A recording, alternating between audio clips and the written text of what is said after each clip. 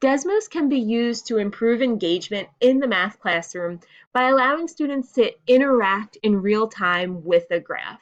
I'm going to show you 3 different lessons in which Desmos could be used. These are both exploratory and guided lessons.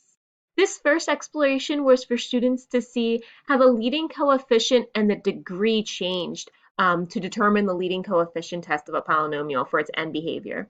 So here we have a parabola, and you can see that when the leading coefficient is positive, both ends are up, or it's rising to the left and the right, whereas if it's negative, it is falling to both the left and the right.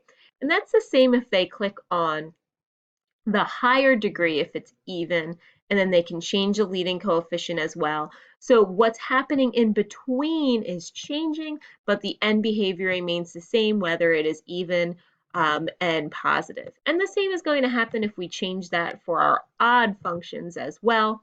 So here, if I had an odd function, it is going up to both the left and the right.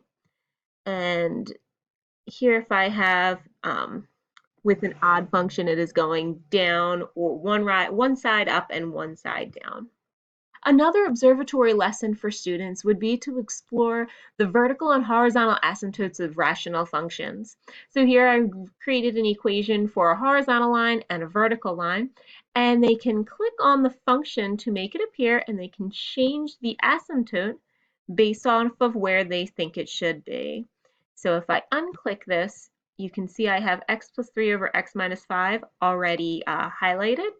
So if students think that the horizontal asymptote belongs at -1 or -2, but here you can see that it should be belonging at a +1, and then our vertex, or not our vertex, I'm sorry, our vertical asymptote, we can move left and right so that they can make a relationship between the horizontal and vertical asymptote and the rational function.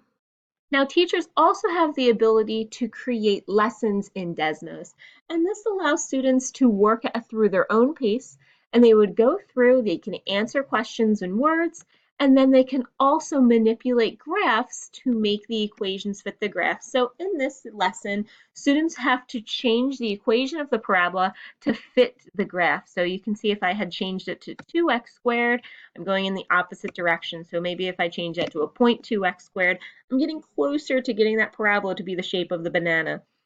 And I would receive, or the teacher would receive, all of the results that students would submit here. So again, they can interact with the lesson and they can see if they are correct and what needs to be changed. Although students have access to graphing calculators, Desmos is a great way for students to see a graph change instantly. And as you can see in this lesson, they can also upload images to make the learning experience more realistic or more relatable.